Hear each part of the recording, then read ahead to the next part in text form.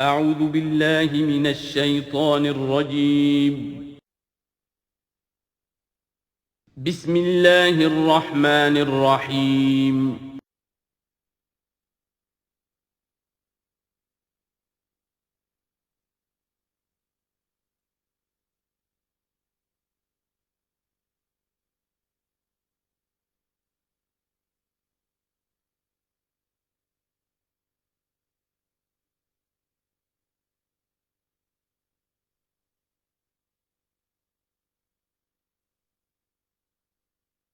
اعوذ باللہ من الشیطان الرجیم بسم اللہ الرحمن الرحیم قل لا اقول لكم عندي خزائن الله ولا اعلم الغیب ولا اقول لكم انی ملک ان اتبع الا ما یوحى الی قل هل يستوي الاعمى والبصیر افلا تتفکرون صدق اللہ العظیم۔ اے نبی ان سے کہہ دیجئے میں تم سے یہ نہیں کہتا کہ میرے اختیار میں ہیں اللہ کے خزانے، تم مجھ سے کہتے ہو یہ دکھاؤ یہ دکھاؤ یہ دکھاؤ، میں نے کب دعویٰ کیا ہے کہ میرا اختیار ہے؟ کسی شخص سے مطالبہ کیا جانا چاہیے اس کے دعوے کے مطابق۔ میں نے الوہیت میں داخل ہونے کا کب دعویٰ کیا؟ میں نے تو دعویٰ کیا ہے کہ میں اللہ کا ایک بندہ ہوں، عام انسان ہوں، بشر ہوں، مجھ پر وحی آئی ہے، مجھے مامور کیا گیا ہے کہ تمہیں متنبہ کر دوں، وہ کام میں کر رہا ہوں۔ لا اقول لکم عندی خزائن اللہ، میں تو نہیں کہتا کہ میرے پاس کوئی اللہ کے خزانے ہیں، میرے اختیار میں ہیں۔ ولا اعلم الغیب، نہ میں نے یہ دعویٰ کیا ہے کہ غیب کا علم مجھے حاصل ہے۔ ولا اقول لکم انی ملک، نہ میں نے تم سے کبھی یہ کہا ہے یا کہتا ہوں کہ میں فرشتہ ہوں۔ ان اتبع الا ما یوحی الی، میں تو بس اتباع کر رہا ہوں اس شے کی کہ جو مجھے طرف وحی کی جا رہی ہے۔ قل هل يستوي الاعمى والبصیر، کہیے تو پھر اب برابر ہو جائیں گے دیکھنے والے اور اندھے؟ افلا تتفکرون، تو کیا تم تفکر نہیں کرتے، غور و فکر سے کام نہیں لیتے؟ وانذر بہ، اب پھر یہاں بہ پر زور دے رہا ہوں میں۔ اے نبی اس قرآن کے ذریعے سے خبردار کر دیجئے، آپ کا کام انذار ہے، تبشیر ہے۔ اوپر آ چکا ہے وما نرسل المرسلین الا مبشرین، پہلے آ چکا ہے اوحی الی ھذا القرآن لانذرکم بہ ومن بلغ، یہاں پھر آیا وانذر بہ الذین یخافون ان یحشروا الی ربہم، خبردار کر دیجئے اس کے ذریعے سے ان لوگوں کو کہ جنہیں واقعتاً کچھ خوف ہے کہ وہ اپنے رب کی طرف لے جائے جائیں گے۔ جیسا کہ میں نے آپ کو بتایا تھا کہ ان میں بھی بہت کم لوگ تھے کہ جو بعث بعد الموت کے منکر تھے، وہ یہ کہتے تھے کہ ہاں ہے، قیامت ہے، اٹھیں گے، اپنے رب کے پاس جائیں گے، لیکن وہاں ہمارے چھڑانے والے ہیں، وہ ہمیں بچا لیں گے۔ وانذر بہ الذین یخافون ان یحشروا الی ربہم لیس لہم من دونہ ولی ولا شفیع، ان کے لیے کوئی نہیں ہوگا اللہ کے سوا، نہ کوئی حمایتی نہ سفارش کرنے والا۔ اپنی ان مغالطوں کو رفع کر لیں، ان غلط فہمیوں کو رفع کر لیں۔ لعلہم یتقون، شاید کہ ان میں تقوی پیدا ہو جائے، شاید کہ وہ ڈر جائیں، شاید کہ خوف پیدا ہو جائے۔ ولا تطرد الذین یدعون ربہم بالغداۃ والعشی یریدون وجہہ، اور مت دھتکاریے آپ ان لوگوں کو کہ جو پکارتے ہیں اپنے رب کو صبح و شام اور وہ اس کی چہرے کے طالب ہیں، اس کی رضا کے جویا ہیں۔ یہ اصل میں اشارہ ہو رہا ہے کہ تمام رسولوں کے ساتھ یہ معاملہ ہوا، خاص طور پر حضرت نوح کے ساتھ بھی، کہ جو بڑے بڑے سرداران ہوتے تھے قوم کے، وہ کہتے تھے کہ اے نوح ہم تو تمہارے پاس آنا چاہتے ہیں، سمجھنا چاہتے ہیں بات کیا ہے، لیکن ہم دیکھتے ہیں جب بھی آئیں تمہارے پاس، تمہاری محفل میں بیٹھے ہوتے ہیں ہمارے کمی کاری ملازم گھٹیا لوگ، اب ہماری شایان شان نہیں ہے کہ ہم ان کے ساتھ بیٹھیں۔ یہی بات حضور سے کہتے تھے کہ آپ آتے ہیں آپ کے پاس بات سمجھنے کے لیے، یہ آپ کے گرد جو جمگھٹا لگا رہتا ہے یہ ہمارے غلام لوگ ہیں، یہ ہمارے جو ہے معاشرے کے پست طبقات ہیں، یہ آپ کے آس پاس ہوتے ہیں، تو پھر ہمارے شایان شان یہ نہیں ہے کہ ہم ان کی موجودگی میں آپ سے بات کریں۔ اس پر جواب دیا جا رہا ہے اے نبی آپ ان کی باتوں سے کوئی اثر نہ لیں، آپ خام خواہ اپنے ان ساتھیوں کو، چاہے وہ غریب ہیں چاہے وہ پست طبقات سے ہیں، لیکن ان کی شان یہ ہے کہ وہ صبح و شام اللہ کو پکارتے ہیں، اللہ سے دعا کرتے ہیں، مناجات کرتے ہیں، تسبیح و تحمید کرتے ہیں، اور وہ اس کے چہرے، اس کے روح انور کے طالب ہیں، وہ اس کے رضا چاہتے ہیں، اس کی خوشی چاہتے ہیں۔ انہوں نے اپنی زندگی جو ہے من یشری نفسہ ابتغاء مرضات اللہ، یہ تو وہ لوگ ہیں جنہوں نے اپنی جانیں جو ہے اللہ کی رضا جوئی کے لیے، اللہ کی رضا حاصل کرنے کے لیے تج دی ہیں۔ ما علیک من حسابہم من شیء، آپ کے ذمے ان کے حساب میں سے کچھ نہیں ہے۔ وما من حسابک علیہم من شیء، اور نہ آپ کا ان کے اوپر آپ کے حساب میں سے کچھ ہے، یعنی یہ کہ یہ تو ہر شخص کو اپنی کمائی کرنی ہے، آپ کے ذمہ آپ کا فرض ہے، آپ کرتے جائیے، جو آپ کے پاس آ رہے ہیں ان کا حساب بھی اللہ لے لے گا، جو آپ کے پاس نہیں آتے ان کا حساب بھی لے لے گا، ہر ایک کو اس کے طرز عمل کے مطابق وہ بدلہ دے دے گا۔ نہ آپ ان کی طرف سے جواب دہ ہیں، نہ یہ آپ کی طرف سے جواب دہ ہیں۔ فَتَطْرُدَهُمْ، تو اگر خدا نہ خواستہ بالفرض آپ ان کے دباؤ میں آ کر اگر انہیں دور کر دیں، اپنے سے دھتکار دیں، فَتَكُونَ مِنَ الظَّالِمِينَ، تو آپ ظالموں میں سے ہو جائیں گے۔ وَكَذَلِكَ فَتَنَّا بَعْضَهُمْ بِبَعْضٍ، اور اسی طرح ہم نے بعض کو بعض کے ذریعے سے آزمایا ہے۔ حق کہہ رہا ہے ایک شخص لیکن ہے مفلس، اب وہ دولت مند جو ہے وہ مسکرائے گا، اس کو دیکھو یہ مجھے سمجھانے آیا ہے، اس کے کپڑے پھٹے ہوئے ہیں، جوتیاں پٹخارتا ہوا آ گیا مجھے سمجھانے کے لیے، اپنی حیثیت کو نہیں پہچانتا۔ حالانکہ دیکھنا یہ چاہیے کہ جو بات وہ کہہ رہا ہے صحیح ہے یا غلط۔ اس طرح ہم آزمائش کر دیتے ہیں لوگوں کے لیے، وَكَذَلِكَ فَتَنَّا بَعْضَهُمْ بِبَعْضٍ، اسی طرح ہم آزماتے ہیں بعض کو بعض کے ذریعے سے، لِيَقُولُوا، تاکہ وہ کہیں أَهَٰؤُلَاءِ مَنَّ اللَّهُ عَلَيْهِم مِّن بَيْنِنَا، کیا یہ وہ لوگ ہیں جن پر اللہ کا خاص انعام و احسان ہوا ہے ہم میں سے؟ اللہ کا احسان ہم پر ہوا ہے، دولت مند ہم ہیں، سردار ہم ہیں، چودراٹیں ہماری ہیں، حویلیاں ہماری ہیں، یہ جو ہیں گرے پڑے طبقات کے لوگ، کیا یہ ہیں کہ جو اللہ کا احسان اور ان کے اوپر اللہ تعالیٰ کا بڑا فضل ہوا ہے؟ یہ کہا کرتے تھے مکے کے لوگ بھی کہ اگر قرآن اللہ نے بھیجنا ہی تھا، کتاب نازل کرنی تھی، نبوت دینی تھی، تو کوئی رجل من القریتین عظیم، یہ جو دو شہر ہیں مکہ اور طائف، بڑے بڑے چودھری ہیں، سرمایہ دار ہیں، بڑے لوگ ہیں، سردار ہیں، ان میں سے کسی کے پاس بھیجتا۔ مکے کا یتیم جس کے پاس کوئی دولت نہیں، بچپن مفلسی میں گزرا ہے، سخت مشقت کے اندر جو ہے جوانی کا دور گزرا ہے، جس کے پاس کچھ بھی نہیں، کوئی عہدہ نہیں، کوئی منصب نہیں، قریش کا کوئی عہدہ حضور کے پاس نہیں تھا، کوئی منصب نہیں تھا، کوئی آپ کے پاس سرمایہ نہیں تھا، آپ تو پیدا ہی ہوئے ہیں یتیم۔ تو اس اعتبار سے کیا یہی رہ گیا تھا اللہ کے لیے؟ معاذ اللہ ثم معاذ اللہ۔ لِيَقُولُوا أَهَٰؤُلَاءِ مَنَّ اللَّهُ عَلَيْهِم مِّن بَيْنِنَا أَلَيْسَ اللَّهُ بِأَعْلَمَ بِالشَّاكِرِينَ، تو کیا اللہ تعالیٰ زیادہ واقف نہیں ہے ان سے کہ جو واقعتاً اس کا شکر کرنے والے ہیں؟ ایک اور جگہ آئے گا کہ اللہ تعالیٰ وَاللَّهُ أَعْلَمُ حَيْثُ يَجْعَلُ رِسَالَتَهُ، اللہ بہتر جانتا ہے کہ کہاں اسے اپنی رسالت کا منصب کس کو دینا چاہیے، کس میں اس کی صلاحیت ہے۔ جیسے طالوت کے بارے میں لوگوں نے کہہ دیا تھا کہ اس کے لیے کیسے ہو سکتی ہے سرداری، جبکہ ہمارے پاس دولت ہے، اس کے پاس دولت نہیں۔ لم یؤت سعۃ من المال، تو کہا گیا تھا اسے جسم اور علم کے اندر اللہ نے بسطہ یعنی کشادگی عطا فرمائی ہے۔ وَإِذَا جَاءَكَ الَّذِينَ يُؤْمِنُونَ بِآيَاتِنَا، اور اے نبی اس کے برعکس یہ لوگ جو چاہتے ہیں کہ آپ دھتکار دیں ان کو، اس کے برعکس آپ کی روش کیا ہونی چاہیے ان غرباء اور فقراء کے لیے؟ وَإِذَا جَاءَكَ الَّذِينَ يُؤْمِنُونَ بِآيَاتِنَا، جب آپ کے پاس آئیں وہ لوگ جو ہماری آیات پر ایمان رکھتے ہیں، فَقُلْ سَلَامٌ عَلَيْكُمْ، تو آپ ان کو سلام کہا کیجئے اور ان کو خوشخبری دیا کیجئے، کتب ربکم علی نفسہ الرحمہ، تمہارے رب نے اپنے اوپر رحمت کو لازم کر لیا ہے، اور تمہارے لیے خاص رحمت کا مظہر کیا ہے؟ انہ من عمل منکم سوءا بجہالۃ، کہ تم میں سے کوئی بھی اگر کسی وقت کوئی برے کام کا ارتکاب کر بیٹھے، جذبات میں آ کر، ناواقفیت سے، جہالت میں، ثم تاب من بعدہ، پھر اگر وہ فوراً توبہ کر لے گا، وہ اصلح اور اصلاح کر لے گا، فانہ غفور الرحیم، تو اللہ تعالیٰ غفور الرحیم ہے۔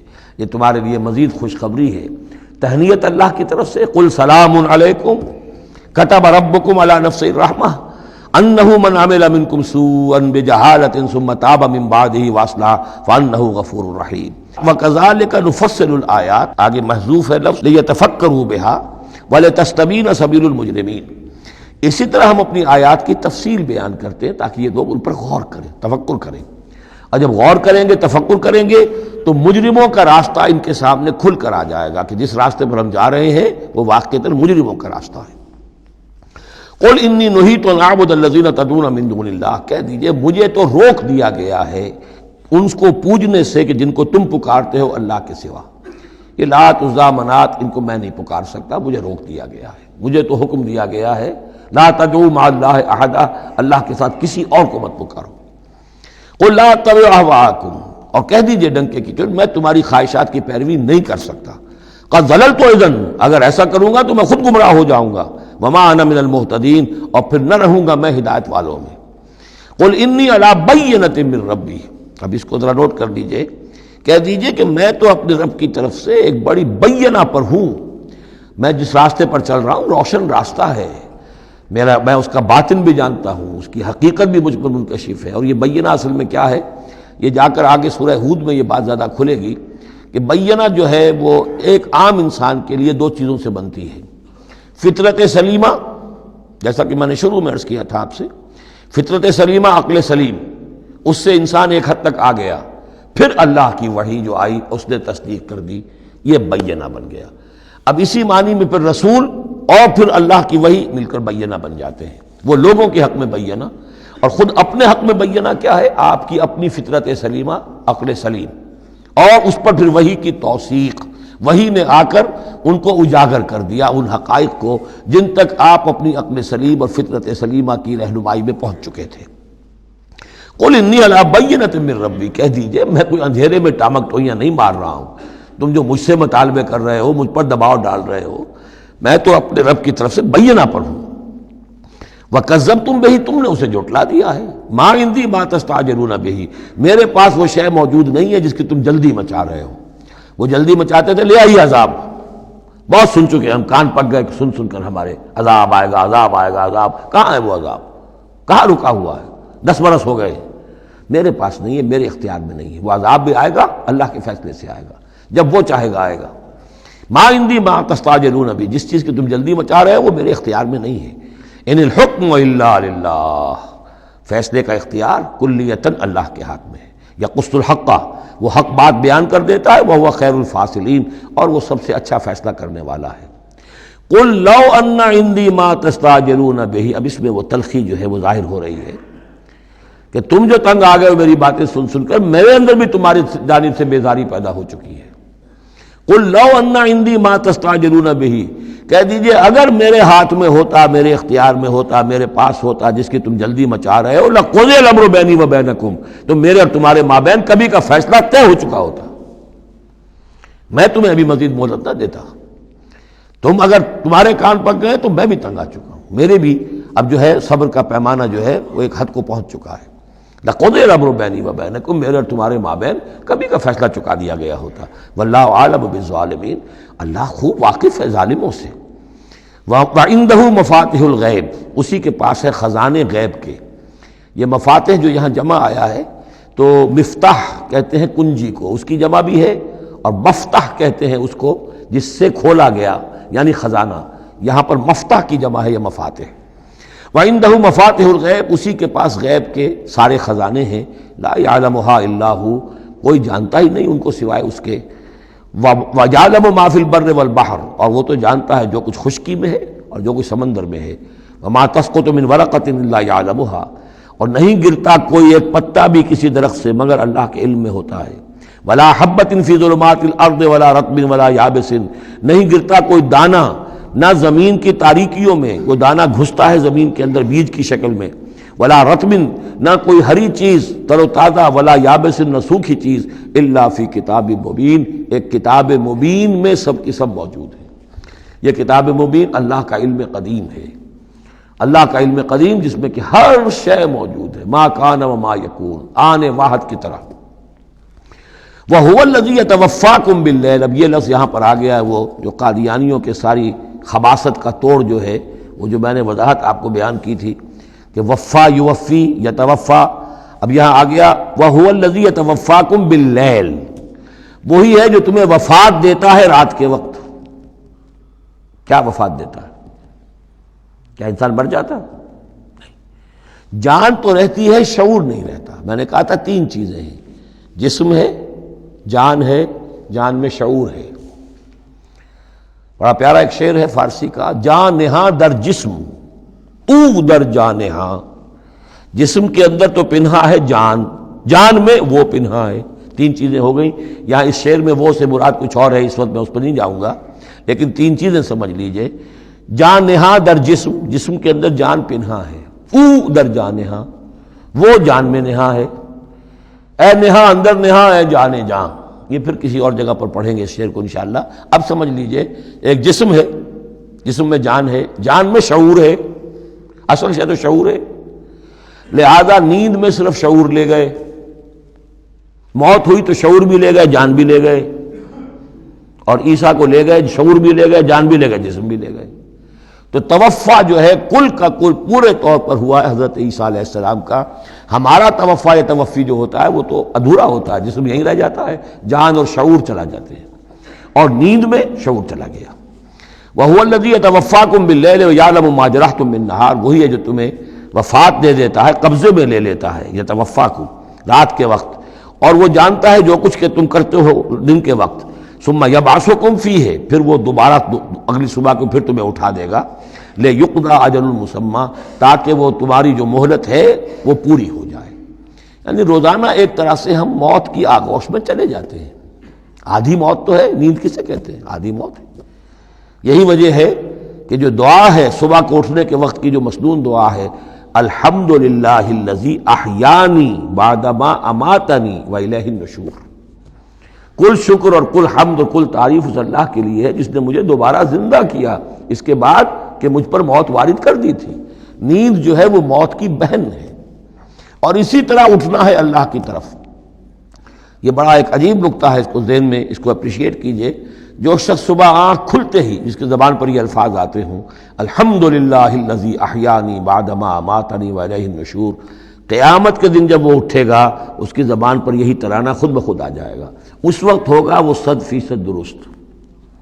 الحمدللہ الذی احیانی بعدما اماتنی والیہ النشور، کیونکہ عادت پڑی ہے، ہمیشہ کہا ہے، جیسے ہی شعور آیا الحمدللہ الذی احیانی بعدما اماتنی والیہ النشور، تو یہ وہ ترانہ جو ہے جو کہ باعث بعد الموت کے وقت ہماری زبان پر ہوگا، اس کا ریہرسل ہے جو آپ روزانہ کریں گے اگر یہ عادت پختہ کر لیں۔ وَهُوَ الَّذِي يَتَوَفَّاكُم بِاللَّيْلِ وَيَعْلَمُ مَا جَرَحْتُم بِالنَّهَارِ ثُمَّ يَبْعَثُكُم فِيهِ لِيُقْضَىٰ أَجَلٌ مُّسَمًّى ثُمَّ إِلَيْهِ مَرْجِعُكُم، پھر اسی کی طرف تم سب کا لوٹنا ہے۔ ثُمَّ يُنَبِّئُكُم بِمَا كُنتُمْ تَعْمَلُونَ، پھر وہ تمہیں جتلا دے گا جو کچھ کہ تم کرتے رہے تھے۔ وَهُوَ الْقَاهِرُ فَوْقَ عِبَادِهِ، اور وہ اپنے بندوں پر، یہ لفظ کئی مرتبہ آیا ہے اس صورت کے اندر، اللہ پوری طرح غالب ہے، قابو یافتہ ہے اپنے بندوں پر۔ وَيُرْسِلُ عَلَيْكُمْ حَفَظًا، اور وہ تم پر نگہبان بھیجتا رہتا ہے۔ ہر انسان کے ساتھ فرشتے باڈی گارڈ کی حیثیت سے موجود ہیں، اس لیے کہ جب تک اللہ نے اجل معین رکھی ہوئی ہے اس وقت تک تو زندہ رکھنا ہے۔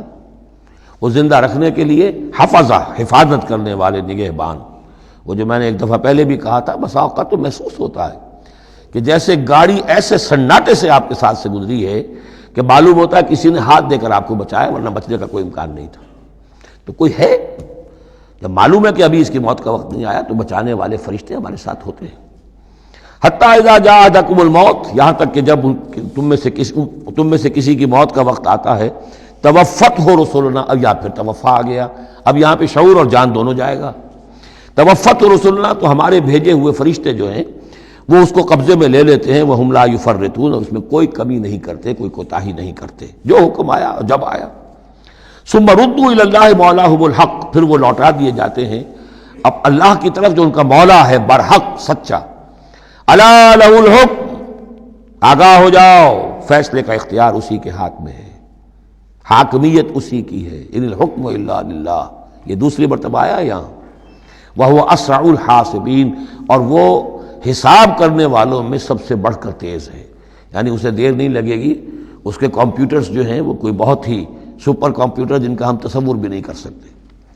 قل من ینجیکم من ظلمات البر والبحر تدعونہ تضرعا وخفیا، ان سے پوچھئے کون تمہیں نجات دیتا ہے اندھیروں میں سے، وہ تاریکی کے ہوں یا سمندر کے۔ سمندر میں گھپ اندھیرا ہے، کشتی چل رہی ہے، کچھ نظر نہیں آ رہا ہے، اوپر بادل بھی ہیں، اب اس وقت انسان کو کچھ نہیں سوچتا، ہاتھ کو ہاتھ سجھائی نہیں دے رہا، کون تمہیں پھر بھی بچاتا ہے وہاں؟ من ینجیکم۔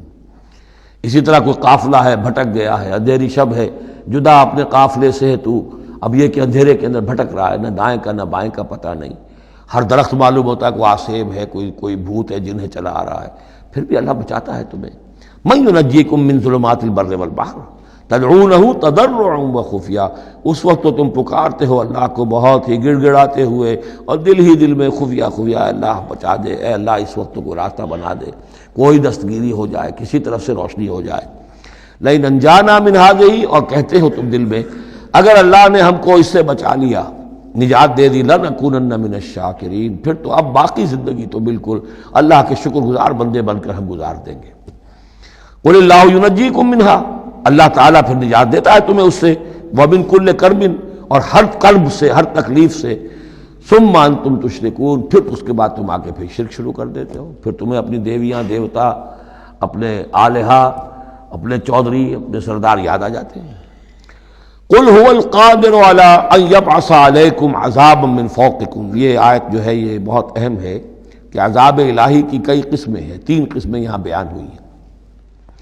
کہہ دیجئے وہ قادر ہے اس پر کہ تم پر بھیج دے کوئی عذاب من فوقکم، تمہارے اوپر سے، آسمان کا ٹکڑا گر جائے، کوئی میٹیورائٹ گر جائے، جو بعد خبریں آتی رہتی ہیں کوئی آ رہا ہے، لیکن یہ کہ وہ پھر تحلیل ہو جاتا ہے کہیں، جو بھی اوزون لیئر ہے یا کچھ اور ہے، بچت ہے، لیکن یہ کہ اگر اللہ چاہے تو جہاں آسمان پر سے کوئی عذاب بھیج دے آپ کے اوپر، او من تحت ارجلکم، یا آپ کے قدموں کے نیچے سے، زمین پھٹ جائے، شق ہو جائے، زلزلہ آئے، زمین دھس جائے، یہ بھی ہوتا ہے، خسف ہوں گے، قیامت سے پہلے بڑے بڑے 3 خسف ہونے ہیں جن کی خبر دی گئی ہے احادیث کے اندر، بڑے بڑے ٹکڑے زمین کے دھس جائیں گے اندر۔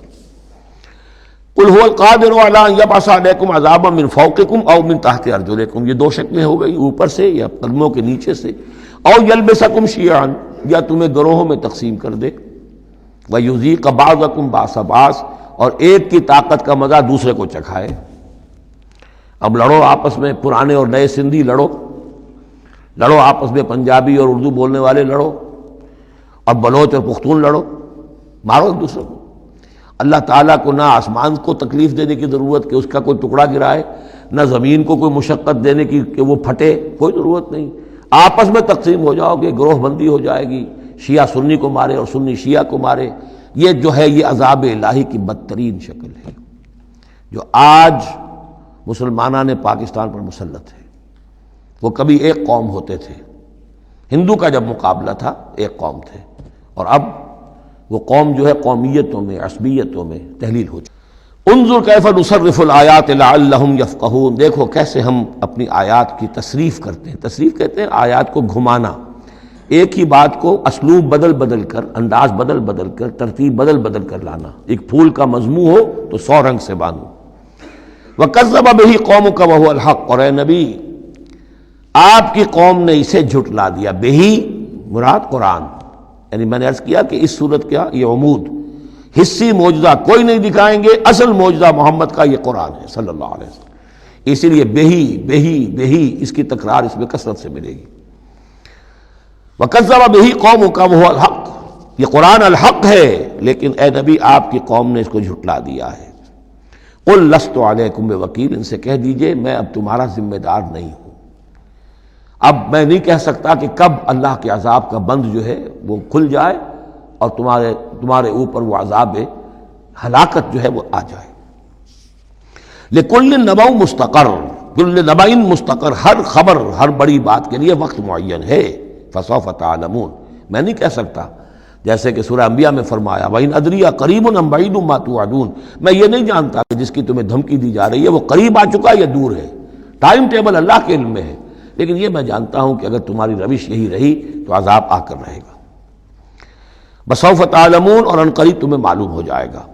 وَإِذَا رَأَيْتَ الَّذِينَ يَخُوضُونَ فِي آيَاتِنَا، یہ وہ آیت آ گئی جس کا حوالہ سورہ نساء کی آیت نمبر 140 میں آیا تھا کہ تمہیں پہلے ہدایت دی گئی تھی کہ جب تم لوگوں کو دیکھو کہ وہ ہماری آیات کا استہزاء کر رہے ہیں، تبصر کر رہے ہیں، تو ان کے پاس بیٹھو مت، اٹھ کر چلے جاؤ، کم سے کم یہ کہ ایک پروٹیسٹ میں واک آؤٹ تو وہاں سے ہو جائے۔ وَإِذَا رَأَيْتَ الَّذِينَ يَخُوضُونَ فِي آيَاتِنَا، اور جب تم دیکھو لوگوں کو کہ وہ ہماری آیات میں خوض، مین میخ نکال رہے ہیں۔ دیکھیے اردو میں ہم ایک لفظ بولتے ہیں غور و خوض، بڑا غور و خوض ہو رہا ہے، بہت غور و خوض کے بعد میں اس نتیجے پر پہنچا ہوں۔ یہ دونوں لفظ جو عربی زبان کے بہت قریب کے ہیں، غور کے معنی، غور اچھے معنی میں آتا ہے، اور خوض برے معنی میں آتا ہے۔ صحیح چھان پھٹک کرنا اور غور کرنا، اس کے ما لہو ما علیہ، فار کیا ہے، اگینسٹ کیا ہے، یہ مثبت انداز میں یہ ہے غور۔ خوض ہے مین میخ نکالنا، اس کے اندر جو ہے بال کی کھال خام خواہ کو اتارنا، یہ کوشش ہے، یہ خوض ہے۔ وَإِذَا رَأَيْتَ الَّذِينَ يَخُوضُونَ فِي آيَاتِنَا، جبکہ وہ ہماری آیات میں اس طریقے کا معاملہ کر رہے ہوں، تو جب تم دیکھو فاعرض عنہم، تو ان سے کنارہ کرو، حتی یخوضوا فی حدیث غیرہ، یہاں تک کہ پھر وہ کسی اور بات میں لگ جائیں، کسی اور مذاق میں، ٹھٹے میں، پھر تم ان کے پاس جا سکتے ہو۔ وَإِمَّا يُنْسِيَنَّكَ الشَّيْطَانُ فَلَا تَقْعُدْ بَعْدَ الذِّكْرَىٰ، اور اگر تمہیں شیطان بھلا دے، تم بیٹھے ہوئے تھے وہاں، گفتگو شروع ہوئی، کچھ دیر تک تمہیں احساس نہیں ہوا کہ یہ تم اس کام میں لگ گئے ہیں، تو تمہیں یاد نہیں آیا، لیکن فَلَا تَقْعُدْ بَعْدَ الذِّكْرَىٰ، جب یاد آ جائے تو مت بیٹھو ان کے ساتھ، مع القوم الظالمین، ان ظالموں کے ساتھ، پھر وہاں سے واک آؤٹ کرو احتجاجاً، اور پھر یہ البتہ منتظر رہو، چونکہ دعوت و تبلیغ کے لیے پھر تمہیں آنا ہے۔ تو قالوا سلاما، علیحدہ بھی ہو تو وہ لٹ مار کے نہ ہو، بلکہ یہ کہ اٹھو وہاں سے تو بڑی خوبصورتی کے ساتھ۔ وَمَا عَلَى الَّذِينَ يَتَّقُونَ مِنْ حِسَابِهِم مِّن شَيْءٍ، اور یقیناً جو لوگ اللہ کی تقویٰ کی روش اختیار کرتے ہیں ان پر ان کے حساب کی کوئی ذمہ داری نہیں ہے، وَلَٰكِنْ ذِكْرَىٰ لَعَلَّهُمْ يَتَّقُونَ، لیکن یہ یاد دہانی ہے تاکہ وہ تقویٰ اختیار کریں۔ وَذَرِ الَّذِينَ اتَّخَذُوا دِينَهُمْ لَعِبًا وَلَهْوًا، اور چھوڑو ان کو، دفع کرو، نظر انداز کرو، ان سے آپ نظر پھیر لو کہ جنہوں نے اپنے دین کو کھیل اور کود بنا لیا ہے، کھیل، ہنسی مذاق، ٹھٹا۔ بہت سے لوگ اب بھی مل جائیں گے آپ کو دین کے معاملے میں کبھی سنجیدہ ہوتے ہی نہیں، دین کی بات اگر شروع ہوگی تو وہ اسے استہزاء میں، تمسخر میں، ٹٹ بٹس میں، اینیکڈوٹس میں، یہ واقعات یوں ہو گیا تھا، یہ ایسا تھا، اس میں اس کو جو ہے وہ بالکل ختم کر دیں گے۔ وَذَرِ الَّذِينَ اتَّخَذُوا دِينَهُمْ لَعِبًا وَلَهْوًا وَغَرَّتْهُمُ الْحَيَاةُ الدُّنْيَا، اور ان کو تو اصل میں دھوکے میں مبتلا کر دیا ہے دنیا کی زندگی نے، ساری توجہات ادھر ہیں، بھاگ دوڑ اس کے لیے ہے، زیادہ سے زیادہ کمانا ہے، مال جمع کرنا ہے، حلال سے ہو حرام سے ہو، ساز و سامان کی فکر پڑی ہوئی ہے۔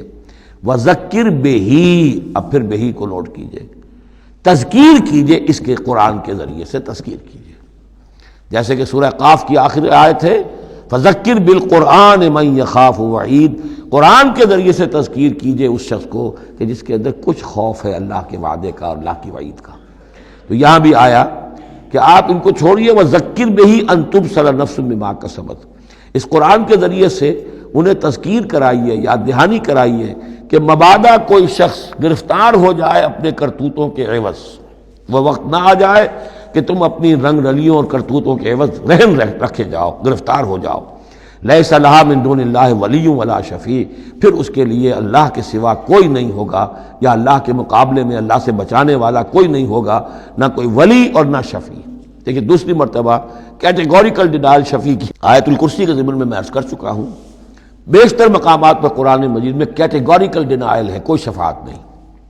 البتہ ہے ایک شفاعت کا، ایک شفاعت حقہ کی ایک حیثیت ہے، اس کو سمجھنے کی ضرورت ہے، اس کی شرائط ہے، اس کی لیمٹس ہیں۔ اگر ان شرائط اور لیمٹ سے آزاد کر دیں گے تو پھر یہ ہے کہ وہ شفاعت کا جو تصور ہے ایمان بالآخرت کی نفی کر دے گا، پھر کوئی فائدہ ہی نہیں، ڈر کا آئے گا۔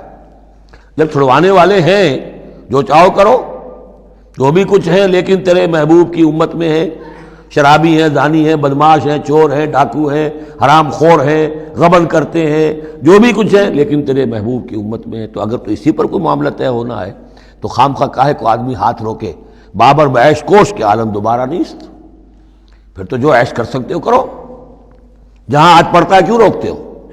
تو سیدھی سیدھی بات ہے۔ لیس لہا من دون اللہ ولی ولا شفیع وان تعدل کل عدل، یہ وہی عدل آ گیا، اور اگر فدیہ دینا چاہیں کل کا کل فدیہ، لا یؤخذ منہا، نہیں قبول کیا جائے گا۔ واتقوا یوما لا تجزی نفس عن نفس شیئا ولا يقبل منها شفاعۃ ولا یؤخذ منها عدل ولا هم ينصرون، جو یہ 2 مرتبہ سورہ بقرہ میں آ چکا ہے۔ اولئک الذین ابسلوا بما کسبوا، یہ لوگ تو اب گرفتار ہو چکے ہیں اپنی کرتوتوں کے عوض، اب یہ رہن ہے۔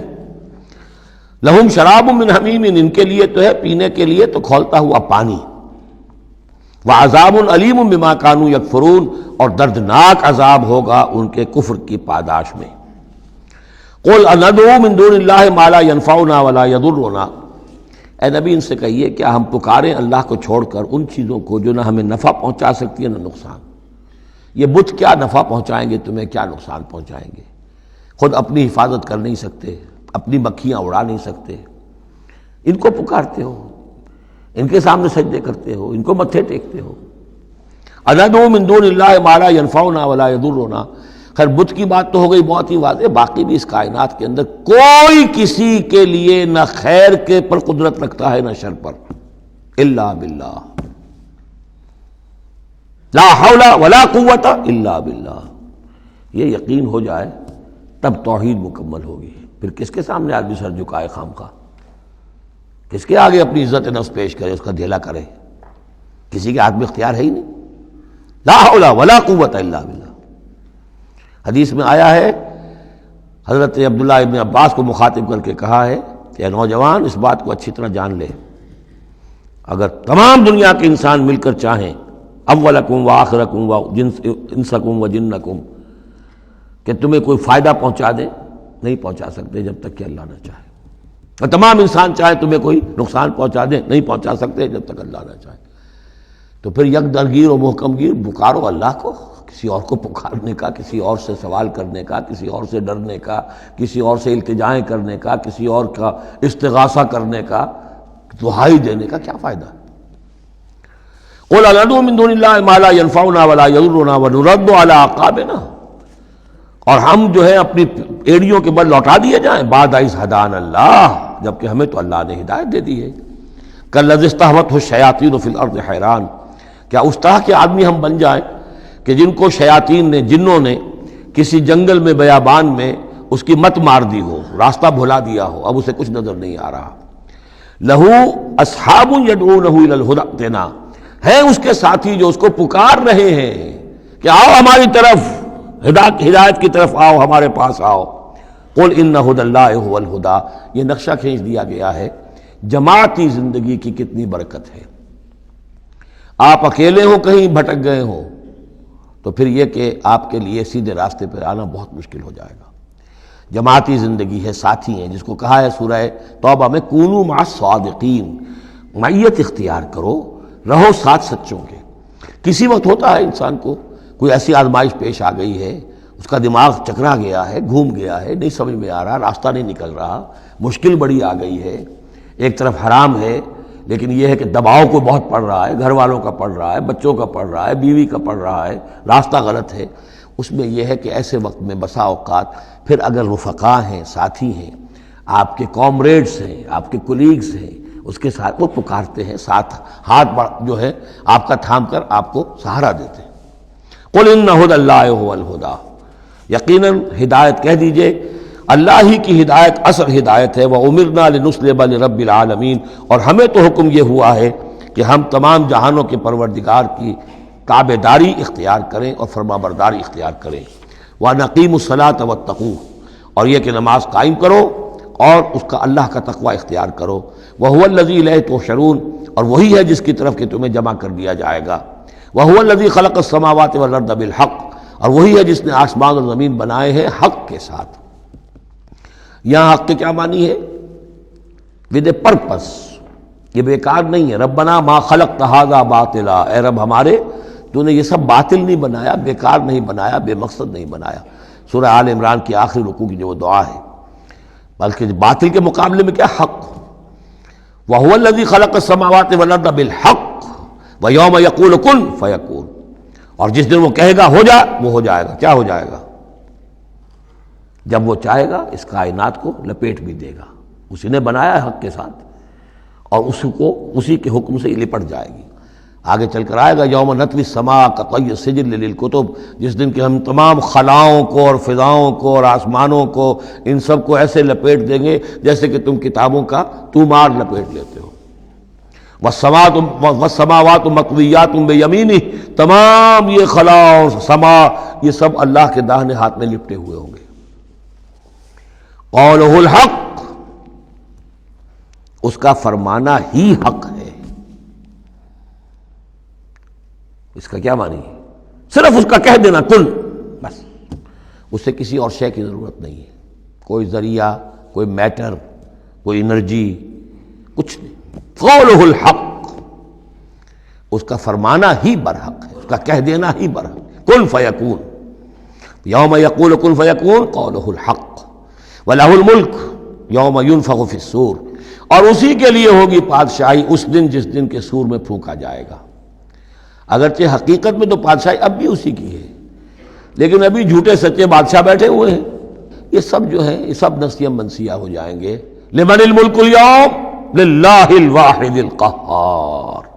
معلوم کیا کہ اب بھی اگرچہ بادشاہی اسی کی حقیقت میں، لیکن یہ جھوٹے سچے ڈرامے والے خدا جو ہیں کچھ نہ کچھ بیٹھے نظر آتے ہیں بادشاہ۔ وَلَهُ الْمُلْكُ يَوْمَ يُنفَخُ فِي الصُّورِ، عالم الغیب، وہ تمام غیب کا جاننے والا، والشہادہ اور کھلی باتوں کا جاننے والا، وَهُوَ الْحَكِيمُ الْخَبِيرُ، اور وہ کمال حکمت والا اور ہر شے سے باخبر۔ وَإِذْ قَالَ إِبْرَاهِيمُ لِأَبِيهِ آزَرَ، اب اس میں آپ دیکھیں گے اس سورہ مبارکہ میں حضرت ابراہیم کا ذکر ہے اور پھر ان کی نسل کے بعض انبیاء کرام کا ذکر ہے۔ ایک گلدستہ تو ہم پڑھ آئے ہیں سورہ نساء کے آخر میں، وہاں 13 انبیاء اور رسل کے نام آئے تھے، یہاں اس سے ذرا بڑا گلدستہ آئے گا، یہاں پہ 17 انبیاء اور رسل کے نام آئیں گے۔ پھر حضرت ابراہیم علیہ السلام کا ذکر یہاں آیا ہے، اور جو جن رسولوں کی قوموں پر ہلاکت کے بارے میں قرآن میں صراحت کے ساتھ مذکور ہے، ان 6 کا ذکر جو ہے سورہ اعراف میں آئے گا۔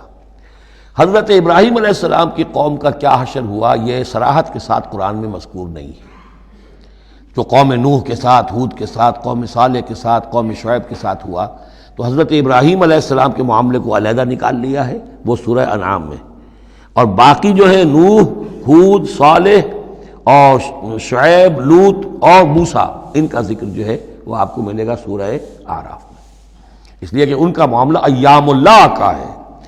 تو فذکرہم بایام اللہ، التذکیر بآلاء اللہ اس میں ہے، التذکیر بایام اللہ اس میں ہے، لہذا یہاں حضرت ابراہیم کا ذکر ہے۔ وَإِذْ قَالَ إِبْرَاهِيمُ لِأَبِيهِ آزَرَ أَتَتَّخِذُ أَصْنَامًا آلِهَةً، اور یاد کرو جب کہ کہا ابراہیم نے اپنے باپ آزر سے، کیا تم نے ان بتوں کو اپنا خدا بنا رکھا ہے؟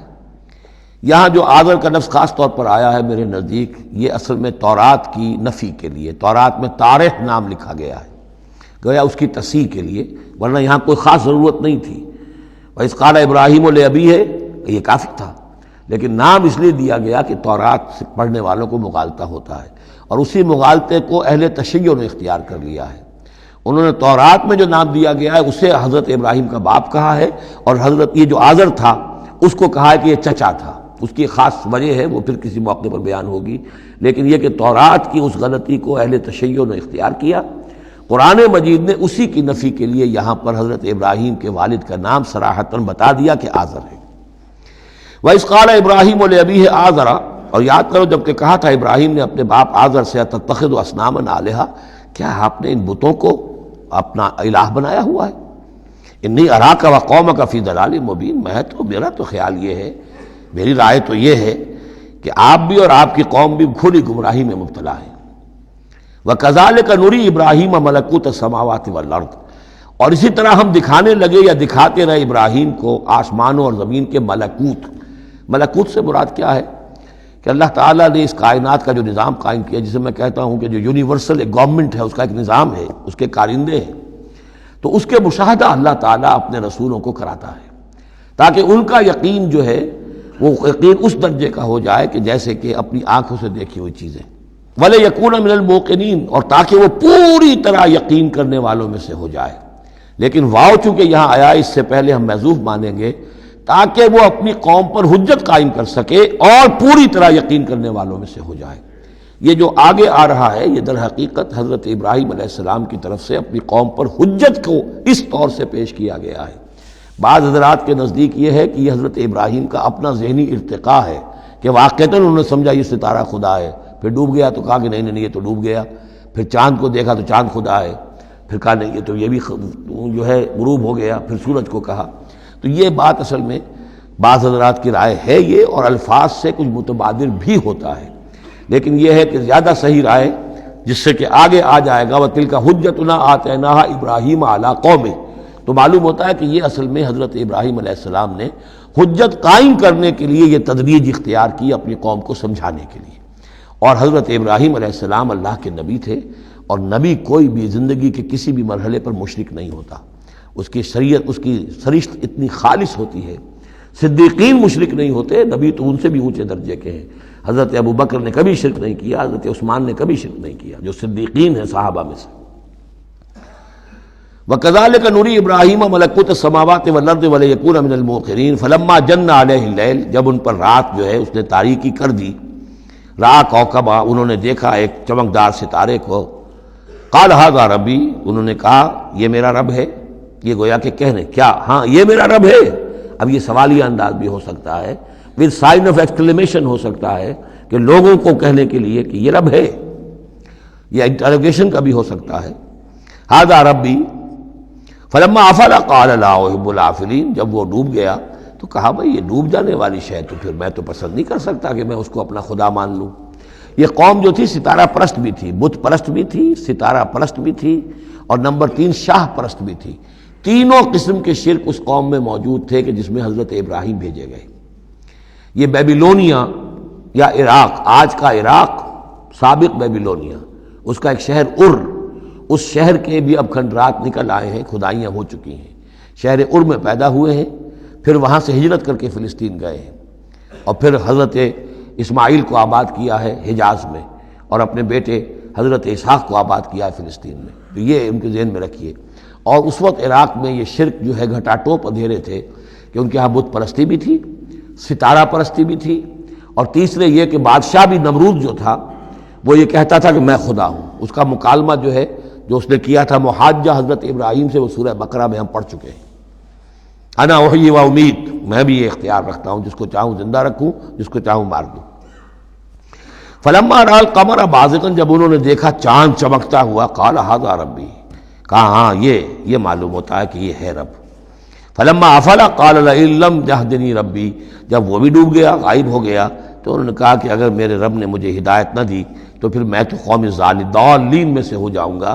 گویا کہ ابھی یہ الفاظ ہیں کہ جن سے اشارہ ہوتا ہے کہ شاید ابھی ان کا اپنا ذہنی اور فکری ارتقاء ہو رہا ہے۔ میں نے کہا تھا کہ الفاظ سے متبادر ہوتا ہے، لیکن یہ کہ ان دونوں چیزوں کو، دونوں سائڈز کو ناپ تول کر جو رائے بنتی ہے وہ دوسری ہے۔ فلما رأى الشمس بازغة، جب دیکھا سورج بہت چمکدار، قال ھذا ربی ھذا اکبر، تو فرمایا ہاں یہ ہے رب، یہ سب سے بڑا ہے۔ فلما افلت، جب وہ بھی ڈوب گیا، قال یا قوم انی بریء مما تشرکون، انہوں نے کہا اے میری قوم کے لوگوں، میں تو بری ہوں، اعلان برات کرتا ہوں ان سب سے جنہیں تم شریک ٹھہرا رہے ہو۔ انی وجہت وجہی للذی فطر السماوات والارض حنیفا، میں نے تو اپنا رخ کر لیا ہے، اپنا چہرہ جو ہے ادھر کر لیا ہے اس ہستی کی طرف جس نے آسمانوں اور زمین کو بنایا یکسو ہو کر، وما انا من المشرکین، اور میں مشرکوں میں سے نہیں ہوں۔ وحاجہ قومہ، اب اس پر محاجہ کیا ان سے ان کی قوم نے، وہ حجت بازی شروع کر دی، یہ تم نے کیا کہہ دیا؟ سارے دیویوں کی نفی کر دی، سارے ستاروں کی نفی کر دی، ہر چیز کی نفی کر دی، اب تم پر مار پڑے گی فلاں دیوی کی اور فلاں ستارے کی نحوست جو ہے اس کا تم نے انکار کیا، اب تیار ہو جاؤ، اب تمہارے اوپر شامت آئے گی۔ قال تحاجونی فی اللہ وقد ہدان، انہوں نے فرمایا مجھ سے محاجہ کر رہے، حجت بازو کر رہے اللہ کے بارے میں، جبکہ اس نے تو مجھے ہدایت دے دی ہے، مجھے تو اللہ نے ہدایت دی ہے۔ ولا اخاف ما تشرکون بہ، اور مجھے کوئی خوف نہیں ان ہستیوں کا جنہیں تم شریک ٹھہرا رہے ہو، مجھے کوئی خوف نہیں۔ الا ان یشاء ربی شیئا، ہاں اللہ کو چاہے میرے ساتھ کہ کوئی تکلیف مجھے آ جائے، کوئی آزمائش آ جائے تو ٹھیک ہے، میرا رب ہے، لیکن مجھے کوئی کسی کا ڈر نہیں، نہ تمہارے کسی دیوی کا، نہ دیوتا کا، نہ کسی ستارے کی نحوست کا، اور نہ کسی اور کا۔ لا اخاف ما تشرکون بہ، تم جس کا مجھے ڈراوا دے رہے ہو مجھے ان میں سے کسی کا کوئی خوف نہیں۔ الا ان یشاء ربی شیئا، اللہ یہ کہ میرا رب میرے لیے کچھ چاہے، جو چاہے۔ وسع ربی کل شیء علما، یقیناً میرا رب جو ہے وہ تو ہر شے کے علم کے اعتبار سے احاطہ کیے ہوئے ہے۔ افلا تتذکرون، تو کیا تم عقل سے کام نہیں لیتے، تم نہیں سوچتے، نصیحت اخذ نہیں کرتے؟ وکیف اخاف ما اشرکتم، میں کیسے ڈروں ان سے جنہیں تم نے شریک ٹھہرا رکھا ہے۔ ولا تخافون انکم اشرکتم باللہ، جبکہ تم نہیں ڈرتے کہ تم نے اللہ کے ساتھ شریک ٹھہرا دیے۔ ما لم ينزل به علیکم سلطانا، اور ان ہستیوں کو شریک ٹھہرا دیا ہے جن کے لیے کہ اللہ نے کوئی سلطان، کوئی سند نہیں اتاری۔ ہاں اللہ نے اپنی کتابوں میں کوئی سند اتاری ہوتی، عقل انسانی میں اس کی کوئی بنیاد ہوتی تو کوئی بات بھی ہوتی، نہ عقل میں، نہ فطرت میں، نہ کسی آسمانی کتاب میں کسی معبود کے لیے کوئی گنجائش کہیں ہے ہی نہیں۔ وَكَيْفَ أَخَافُ مَا أَشْرَكْتُمْ وَلَا تَخَافُونَ أَنَّكُمْ أَشْرَكْتُمْ بِاللَّهِ مَا لَمْ يُنَزِّلْ بِهِ عَلَيْكُمْ سُلْطَانًا فَأَيُّ الْفَرِيقَيْنِ أَحَقُّ بِالْأَمْنِ إِن كُنتُمْ تَعْلَمُونَ، تو اگر تم علم رکھتے ہو تو بتاؤ دونوں فریقین میں سے، یعنی ایک موحد ہے، ایک اللہ واحد پر ایمان رکھتا ہے، ساری قوت اس کے ہاتھ میں ہے، سارا اقتدار اس کا ہے، ہر شے اس کے قبضہ قدرت میں ہے۔ ایک وہ ہیں کہ جو اس کو ماننے کے ساتھ ساتھ کچھ اور چھوٹے دیوی دیوتا سینکڑوں جو ہیں وہ ان کو بھی مانتے ہیں۔ امن اور چین اور سکون کس کو میسر آئے گا؟ قلبی چین، روحانی اطمینان اور سکون۔ ای الفریقین احق بالامن، ان دونوں میں سے موحدین اور مشرکین میں سے امن، سکون، اطمینان، چین اور راحت کا کون زیادہ حقدار ہے؟ بتاؤ اگر تم جانتے ہو۔ اور اس کا جواب خود دیا، الذین آمنوا ولم یلبسوا ایمانہم بظلم، یقیناً وہ لوگ جو ایمان لائیں اور اپنے ایمان پر کسی طرح کے شرک کی آلودگی نہ ہونے دیں۔ یہاں لفظ ظلم آیا ہے، ظلم کسی چھوٹے گناہ کو بھی کہہ سکتے ہیں، اسی لیے اس پر صحابہ گھبرا گئے تھے کہ حضور کون شخص ہوگا کہ جس نے کبھی کوئی ظلم نہ کیا ہو، اور نہیں تو اپنے اوپر ظلم کرتا ہے آدمی، کسی پر ظلم کرتا ہے۔ تو اس کا تو مطلب ہے کوئی شخص بھی یہ جو مقام ہے جو یہاں بیان کیا جا رہا ہے اس کا جو سزاوار اور اس کا حقدار نہیں ہو سکتا۔ آپ نے فرمایا نہیں، یہاں ظلم سے مراد شرک ہے۔ پھر آپ نے سورہ لقمان کی آیت پڑھی، اس میں فرمایا کہ ان الشرک لظلم عظیم، وَإِذْ قَالَ لُقْمَانُ لِابْنِهِ يَا بُنَيَّ لَا تُشْرِكْ بِاللَّهِ إِنَّ الشِّرْكَ لَظُلْمٌ عَظِيمٌ۔ یہاں پر ظلم سے مراد شرک ہے، یعنی ایمان ایسا ہو کہ جو شرک کی ہر آلودگی سے پاک ہو۔ میں یہاں پھر تذکرہ کیے دیتا ہوں، شروع میں بھی عرض کیا تھا، شرک کسے کہتے ہیں، شرک کی قسمیں کون کون سی ہیں، کون کون سے بھیس بدل کر یہ شرک آتا ہے۔ باہر رنگے کے خواہی جامہ می پوش، من اندازے قدت را می شناسم، تم چاہے کسی بھی رنگ کا لباس پہن کے آ جاؤ، میں تمہیں تمہارے قد سے پہچان لوں گا۔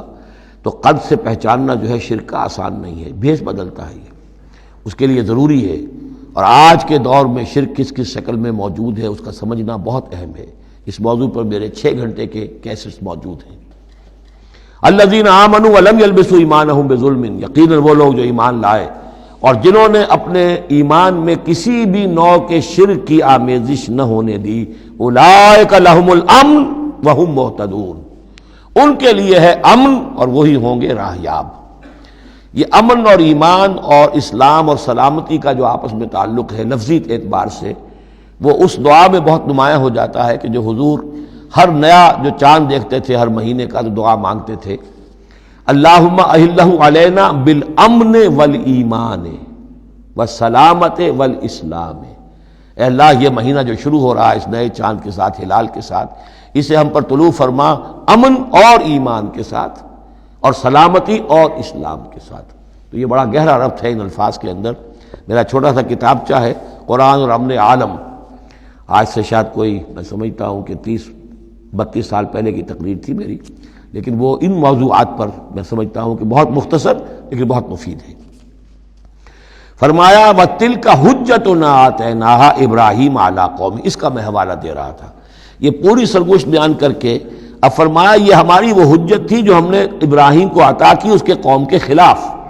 یہ سارا محاجہ حضرت ابراہیم اپنی قوم سے کر رہے تھے۔ بظاہر اس کو توریہ کہتے ہیں، ایک ہوتا ہے جھوٹ بولنا، ایک ہوتا ہے توریہ۔ توریہ یہ ہے کہ آپ کہیں کوئی بات ایسی جو جھوٹ تو نہیں ہے لیکن جس سے سننے والا مغالطے میں مبتلا ہو جائے۔ مثلا حضرت شیخ الہند رحمۃ اللہ علیہ کا واقعہ ہے، جس زمانے میں ان کے وارنٹ نکلے ہوئے تھے اور وہ حرمین شریفین میں تھے، مکہ مکرمہ میں تھے، وارنٹ نکلا ہوا ہے اور شریف حسین والی مکہ جو ہے اس کے سپاہی ڈھونڈتے پھر رہے ہیں کہ کہاں ہے وہ مولوی ہندوستانی جو ہے جو باغی ہے انگریزوں کا، اس کو پکڑا جائے۔ اب یہ ایک جگہ پر یہ کہیں کھڑے ہوئے تھے تو ایک شرطے نے آ کر جو وہاں کا سپاہی تھا پوچھا ان کے بارے میں محمود الحسن کو جانتے ہو؟ کہ یہاں جانتا ہوں۔ وہ کہاں ہے؟ محمود الحسن کہاں ہے؟ تھوڑا سا 2 قدم پیچھے ہٹ کے کہا ابھی یہیں تھے۔ جھوٹ تو نہیں بولا نا، 2 قدم پیچھے ہٹ کر کہا ابھی یہیں تھے، بالکل سچ بولا۔ اس نے سمجھا ابھی یہیں تھے، دوڑا ادھر، دوڑ گیا اپنے نکل گئے۔ اس کا نام ہے توریہ۔ یہ جھوٹ بھی نہیں ہے لیکن یہ کہ سننے والے کو مغالطہ بھی ہو گیا۔ اصل میں حضرت ابراہیم علیہ السلام کے کلام میں یہ توریہ کا انداز جو ہے وہ بہت ہے، تاکہ لوگوں کو، جیسے جب بتوں کو سب کو توڑ دیا تو کہا کہ اس نے توڑا ہوگا، یہ جو بڑا ہے جو صحیح سالم کھڑا ہوا ہے بڑا بت، اور تیشہ بھی جو ہے جس سے توڑا تھا سب کو وہ اس کے گردن میں لگا دیا کہ یہ جو ہے جو آلہ ہے، آلہ واردات بھی اسی کے پاس سے برآمد ہو رہا ہے اور یہ سالم ہے، باقی سب ٹوٹ گئے ہیں، تو قرائن کی شہادت بھی ہے کہ یہی ہے، پکڑو اس کو۔ تو یہ ہوتا ہے ان کو سمجھانے کے لیے کہ وہ سوچیں، دروں بینی پر آمادہ ہو جائیں۔ تو یہ ہے میرے نزدیک ان آیات کا محل یہ ہے۔ وَتِلْكَ حُجَّتُنَا آتَيْنَاهَا إِبْرَاهِيمَ عَلَىٰ قَوْمِهِ، اور یہ ہماری وہ دلیل تھی جو ہم نے عطا فرمائی ابراہیم کو اس کی قوم کے خلاف۔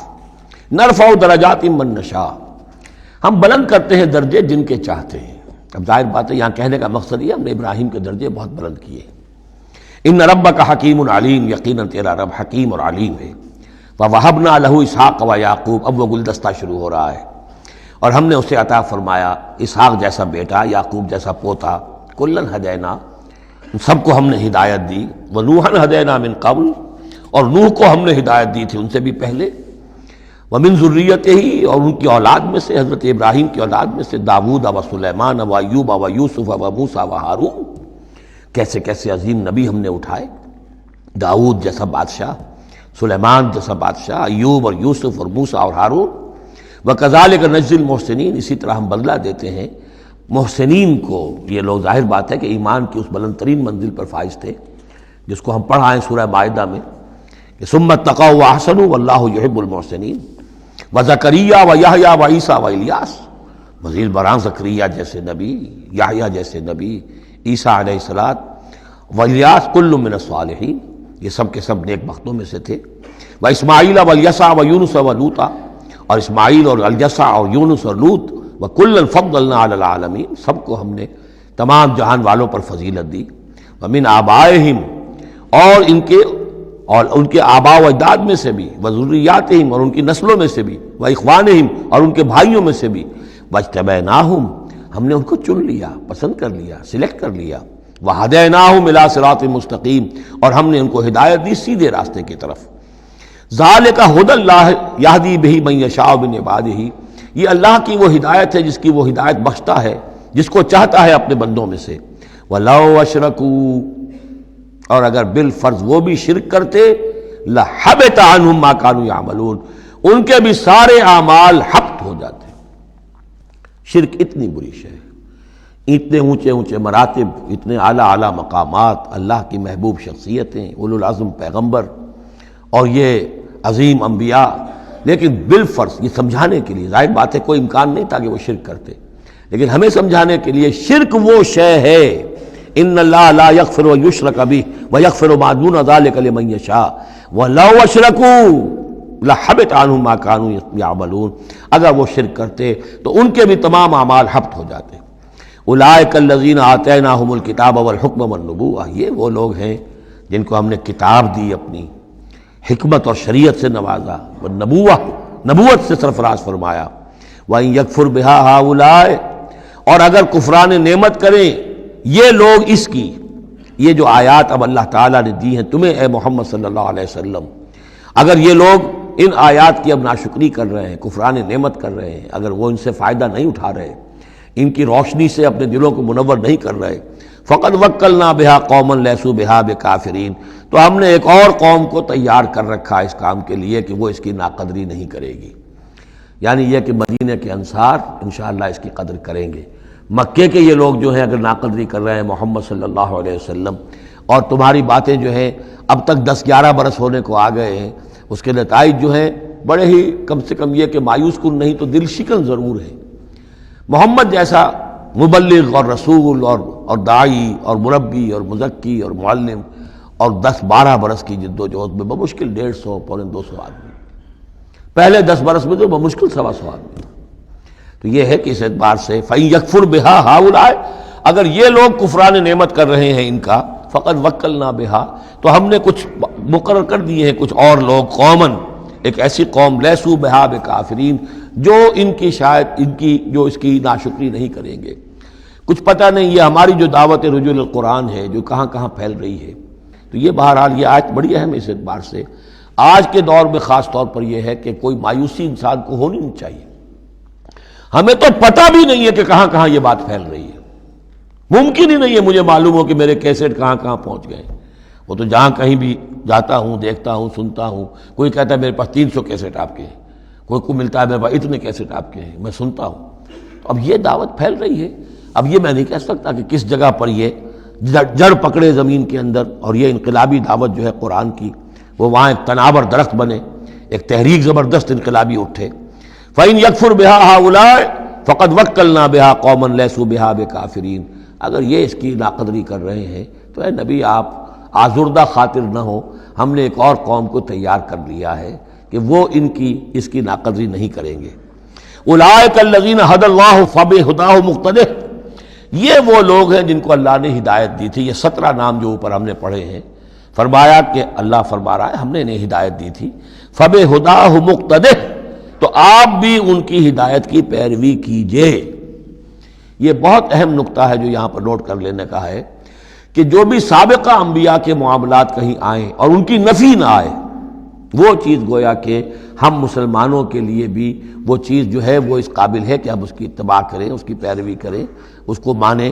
چنانچہ اسی اعتبار سے یہ رجم اور قتل مرتد، یہ 2 سزائیں جو ہیں یہ ہمارے ہاں اہل سنت نے اور تمام مسلمانوں نے یہ لی ہے کہ رجم کی سزا قرآن میں نہیں ہے، یہ سابق شریعت کی سزا ہے جس کو حضور نے برقرار رکھا ہے۔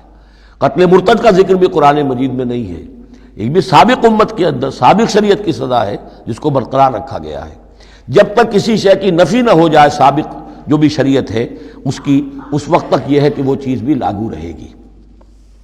فرمایا اولئک الذین ھدی اللہ فبہداہ مقتدہ قل لا اسألکم علیہ اجرا، اور کہہ دیجئے کہ میں تم سے اس پر کسی اجر کا طالب نہیں ہوں، میں نے تم سے کوئی محنتانہ کا بھی طلب نہیں کیا، تم سے کوئی معاوضہ نہیں مانگا۔